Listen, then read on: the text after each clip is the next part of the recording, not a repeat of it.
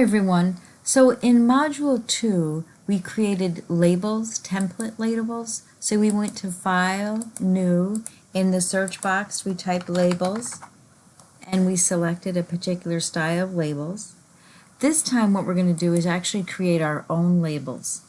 So the first thing you're going to do is make sure, if we went to paragraph dialog box, the after spacing is 8 points and it's multiple spacing 1.08. It is not single. So what you'll do is you'll choose no spacing, and if you were to check now the paragraph dialog box, you're at single and 0 points after.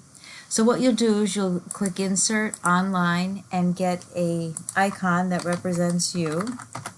You can type anything you'd like. And I'm choosing the specific one. Oops, I lost it. There we go, this one right here. And insert. It's going to be huge, don't worry. But before I make it smaller, I want to get rid of the yellow background. So I'll click Picture Tools, Format, Color, and I'll choose Set Transparent. And I'll click in the background so it takes the yellow away.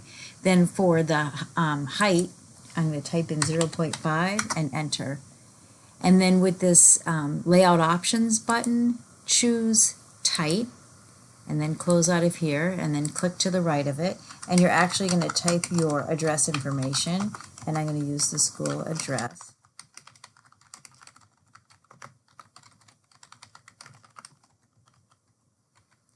Do you notice how it's not even with the address there? So instead I'm going to click the flower again, the picture, and the layout options. Instead of tight, I'm going to use square, just to see the difference that it's flush, it's even. So what I would like to have is a sheet full of these, 3 columns, 10 in each, and then I would use the Avery product for the labels, and you can peel and stick onto envelopes. So we'll choose the Mailings tab, choose Labels, and it'll be a full sheet of the same label.